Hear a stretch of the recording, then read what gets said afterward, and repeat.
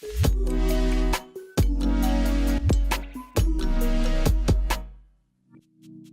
guys, how you doing? It's Noah, and today I'm going to be showing you how to do the filter edit. I've seen this look a few times on Instagram, and I decided to give it a try. And without further ado, let me show you how to do it. So this is the final product I came out with, and this is what we're going to try and recreate today. So I got my raw files right here. This is in downtown Orlando at Lake Eola. And this is a shot with me holding the ND filter. And then what we're gonna do is take that section out right there and replace it with the downtown Orlando shot. So we're gonna grab both of these files and then drag them into Lightroom.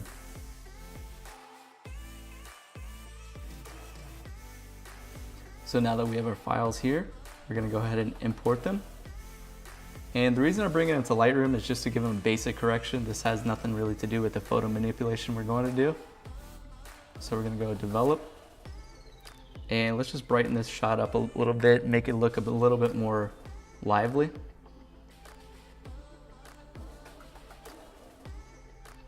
Let's bring the exposure up.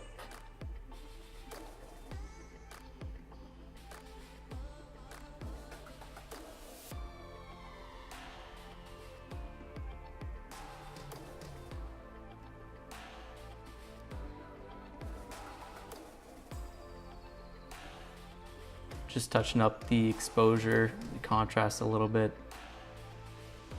Brought the shadows up just a hair. Let's definitely give it a little bit of vibrance, a little bit of saturation. I'm gonna take the blues down just a little bit.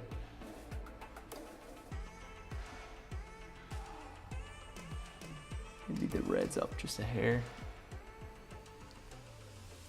And let's see, I'm gonna play around with these reds here, see what that does.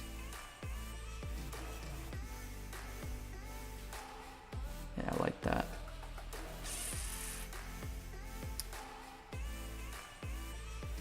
Okay, when I come down here, go to lens correction. That always makes it nice and poppy. I'm gonna auto transform it. I'm not gonna give it a vignette. Adjust the hue down here just a little bit. I think that looks pretty nice. So I'll go to the shot with the filter right here. This isn't gonna be much either. I'll just kind of drop the highlights a little bit, bring these up. Just make it a little bit brighter. A little bit more contrasty. I like to bring the clarity up just a hair. Same thing before, bring the vibrance up, bring the saturation up.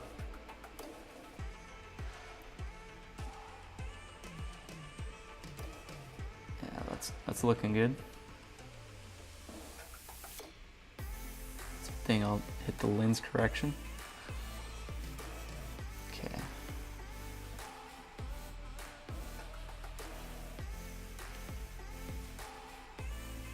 Just give them a little touch. That looks pretty good. Okay, so we're gonna select both of these photos right here. Edit in. Open as layers in Photoshop. So it's gonna open up in Photoshop in just a sec.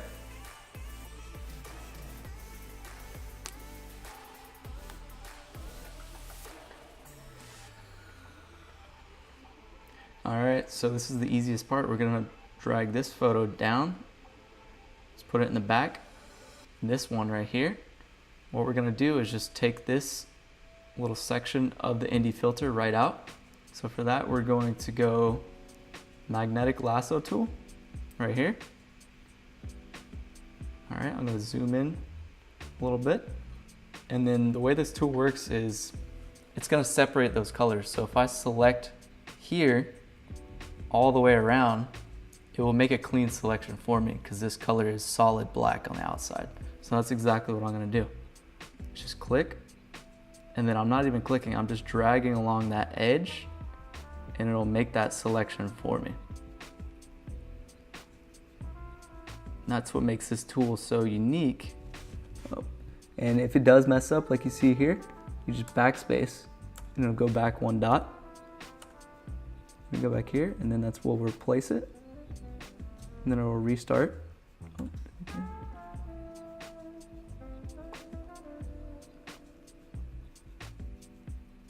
Anyways, so that's why this tool is so easy. It's a lot easier than, I don't know, trying to do it manually, or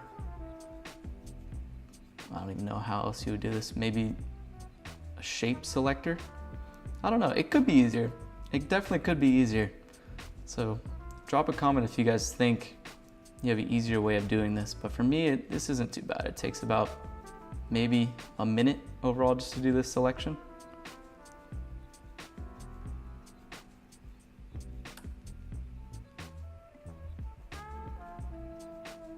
So we're gonna keep going along here.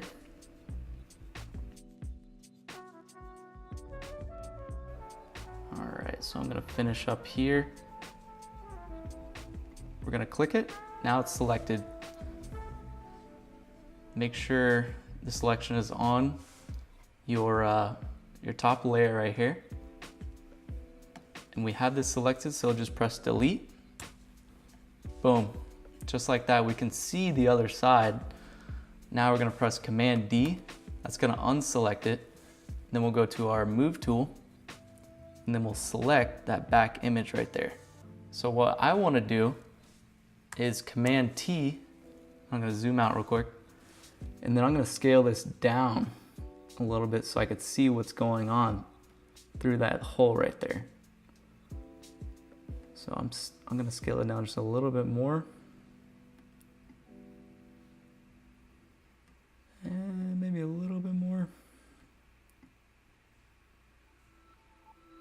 And I think that looks pretty cool.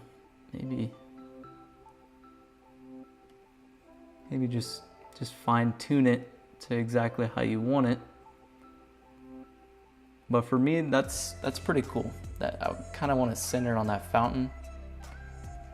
So from there, that's okay. We'll place the crop right there. All right, so the next thing I'm gonna do is add a light streak. So let's open a new layer. I'm gonna title this one Light. Go to the elliptical marquee tool. I'm gonna zoom in just a little bit. And I'm gonna hold Shift, then drag this out.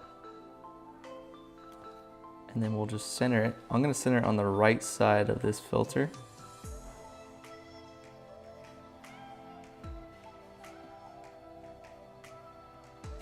Again, so it's just gonna line up with the right edge of this filter. This side I'm not too worried about because we're just gonna add the light streak over here. So right click, fill, contents white, okay. Okay, so we're gonna draw another elliptical marquee tool.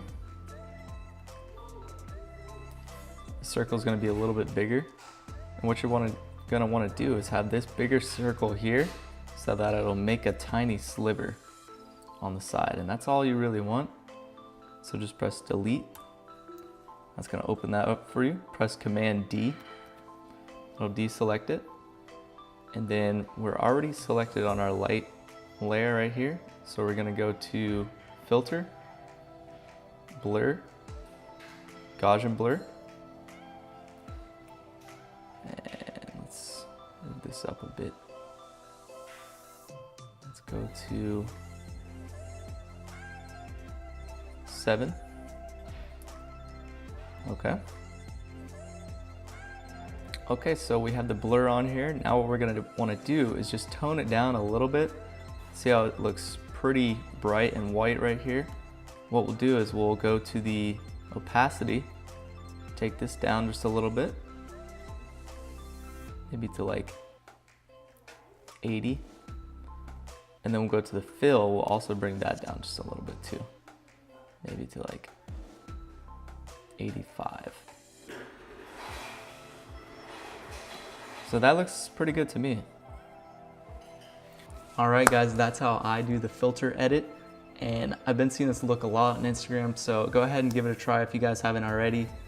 Let me know if I could do anything easier, or send me some of your photo manipulations, guys. Thank you so much. Go ahead and follow me on Instagram at Noah Densmore, and I'll see you next time.